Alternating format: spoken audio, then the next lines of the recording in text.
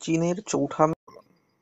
এই চীনের চৌঠা মে আন্দোলনটা কেন হয়েছিল এই নিয়ে মূলত আজকে আমরা আলোচনা করব। এটা খুব শর্টে একটা আলোচনা করব, অল্প সময়ের জন্য। মানে এটা একদম রিভিশন, ঠিক আছে? উচ্চ মাধ্যমিক যে ইতিহাস, সেই উচ্চ মাধ্যমিক ইতিহাসের জন্য এটা একদম প্রযোজ্য। এবার 2024 সালে এটা পরীক্ষায় আসার একটা খুবই প্রবল সম্ভাবনা রয়েছে, যেটা উচ্চ মাধ্যমিক পরীক্ষায়। তো শুরু করি এবার চীনের চৌঠা মে আন্দোলন। প্রথমেই আমরা বলছি কি চীনের চৌঠা মে আন্দোলন, অর্থাৎ চীন দেশে একটা আন্দোলন হয়েছিল।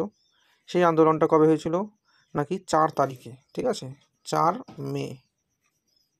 তাহলে 4th মে কবে? 1919 খ্রিস্টাব্দে। তাহলে 1919 খ্রিস্টাব্দে 4th মে চীন দেশে একটা আন্দোলনের সূচনা হয়েছিল। যে আন্দোলনটা কারা সূচনা করেছিল? নাকি পিকিং বিশ্ববিদ্যালয়। এই পিকিং বিশ্ববিদ্যালয়ের একজন অধ্যাপক, যার নাম চেন তু শিউ।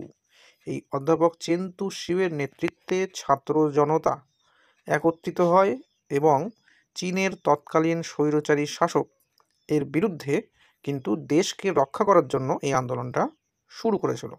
তো চীনা ভাষায় দেশ রক্ষা বা দেশ বাঁচাও এই বলতে তারা স্লোগান দিয়েছিল কি? জিউ গুয়ো। কোন স্লোগান? জিউ গুয়ো। যেটা পরীক্ষায় আসে যে জিউ গুয়ো শব্দের অর্থ কী? তাহলে দেশ বাঁচাও। জিউগীয় শব্দের অর্থ দেশ বাঁচাও। তাহলে চেন তু শিউয়ের নেতৃত্বে 1919 খ্রিস্টাব্দে মে মাসের 4 তারিখে চীন দেশে স্বৈরাচারী শাসকের বিরুদ্ধে বা স্বৈরাচারী শাসককে উৎখাতের জন্য যে আন্দোলন জনগণ দ্বারা শুরু হয়েছিল, সেটাই হচ্ছে চীনের চৌঠা মে আন্দোলন নামে পরিচিত। এই চৌঠা মে আন্দোলনের একটু আগে, অর্থাৎ ব্যাকগ্রাউন্ডে যদি দেখি, তাহলে প্রথম বিশ্বযুদ্ধের সময়টা আমরা জানবো। প্রথম বিশ্বযুদ্ধের সূচনা হয়েছিল 1914 খ্রিস্টাব্দে। এবার তারও কিছু আগে, অর্থাৎ 1911 খ্রিস্টাব্দে একটা ঘটনা ঘটেছিল। কি ঘটনা? 1911 খ্রিস্টাব্দে চীন দেশে একটা নির্বাচিত সরকার ছিল, ঠিক আছে? তো সেই সরকারের যে রাষ্ট্রপতি ছিলেন তার নাম ছিল সানিয়াত সেন। আর সেই রাষ্ট্রপতির নাম সানিয়াত সেন, আর সেই সমরনায়ক যে প্রধান সেনাপতি আর কি, তার নাম ছিল ইউয়ান শিকাই।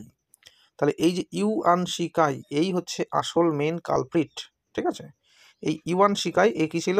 এ ছিল সমরনায়ক। আর রাষ্ট্রপতি কে ছিল? সান ইয়াত সেন। সান ইয়াত সেন কোন দলের থেকে নির্বাচিত হয়েছিলেন? তার একটা দল ছিল, তার নাম ছিল কুওমিন্তাং দল। অর্থাৎ সান ইয়াত সেন কুওমিন্তাং দলের দ্বারা নির্বাচিত একজন রাষ্ট্রপতি ছিলেন চীন দেশের, যে শাসন করতো 1911 খ্রিস্টাব্দে এই সময়কালে। তো ঘটনাটা কি হলো যে তিনি যখন রাষ্ট্রপতি ছিলেন, তিনি যখন শাসন করেছিলেন, সেই সময়ই দেখা যায় ইউয়ান শিকাই যে ছিল, যে নাকি চীনের একজন সমরনায়ক, সে ইচ্ছা পোষণ করতো নিজে রাষ্ট্রপতি হওয়ার। তো সেই কারণে সে কি করেছিল?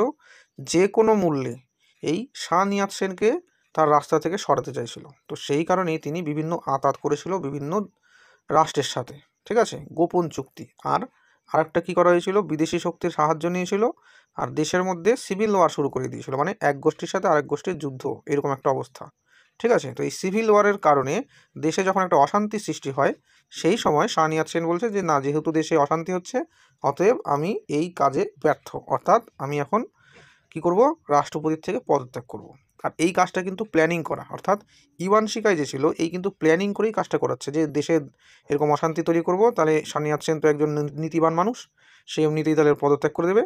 তখন রাষ্ট্রপতির পদত্যাগের পর ক্ষমতাটার মেন ক্ষমতা কার হাতে আসবে? আসবে হচ্ছে এই সমন্বয়কের হাতে। তাহলে ওই একই অবস্থায় পদাধিকার বলে সেই ক্ষমতাটা কার হাতে চলে যাবে? ইউয়ান শিকাইয়ের হাতে।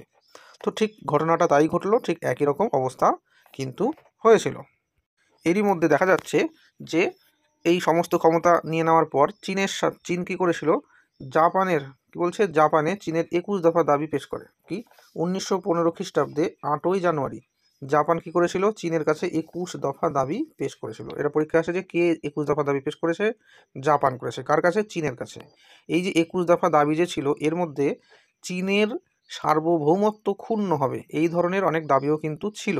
তা সত্ত্বেও নিজের স্বার্থ কায়েম করার জন্য কিন্তু এই সমরনায়ক কিন্তু এই দাবিটা মেনে নিয়েছিল। তো যখন এই দাবিটা মেনে নিচ্ছে, আর কি করা হচ্ছে?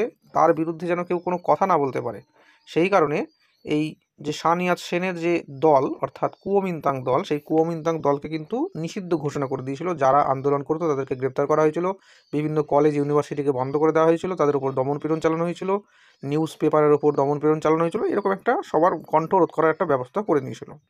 তো এইরকম যখন একটা বিশৃঙ্খল পরিস্থিতির সৃষ্টি হয়, দেখা যাচ্ছে কিন্তু এদিকে আবার 1919 খ্রিস্টাব্দে প্যারিসের শান্তি সম্মেলন হয়ে যাচ্ছে, মানে প্রথম বিশ্বযুদ্ধ শেষ। তার পরবর্তীতে দেখা যাচ্ছে কি যে চীনের ওপর একটা আঘাত নেমে আসার একটা সম্ভাবনা দেখা দিচ্ছে। তো এইরকম পরিস্থিতিতে যে জাপান দ্বারা চীন দখল হয়ে যাবে, এরকম একটা অবস্থা তৈরি হচ্ছে প্রথম বিশ্বযুদ্ধের পরের অবস্থায়। তো সেই সময় চীনের একজন পিকিং বিশ্ববিদ্যালয়ের অধ্যাপক চেন তুশিউ কিন্তু আন্দোলন শুরু করেছিল, এবং শেষ পর্যন্ত দেখা গেল যে তার আন্দোলনের প্রভাবে বিভিন্ন ছাত্রছাত্রীরা অংশগ্রহণ করলো। এমনকি চীনের বাইরে যে সমস্ত ছাত্ররা মানে চীনের বাইরে আছে, অন্যান্য দেশে পড়াশোনা করছে, তারাও কিন্তু সেখান থেকে আন্দোলন শুরু করেছিল। শেষ পর্যন্ত এই জিউগু আন্দোলন অর্থাৎ দেশ বাঁচাও আন্দোলন, এই আন্দোলনের দ্বারা কিন্তু এই স্বৈরাচারী সরকার একে কিন্তু দমন করা হয়েছিল। এইরকমভাবে কিন্তু দেখা যাচ্ছে চীনে চৌঠা মে আন্দোলনটা সংঘটিত হয়েছিল। তো বোঝা গেল? তো এই হচ্ছে এই গল্প। এটা ছোট করে একটু গল্পটা আমরা বলে দিলাম। তো এই গল্পটাই সুন্দর করে তোমরা লিখবে, তাহলে একটা 8 নম্বরের নোটস কিন্তু হয়ে যাবে। আর এই নোটসটা আমি লিঙ্ক দিয়ে রাখবো ডেসক্রিপশানে, সেখান থেকে কিন্তু তোমরা নোটসটাও কিন্তু সংগ্রহ করে নিতে পারবে। তো এখনকার মতো এখানেই, থ্যাংক ইউ।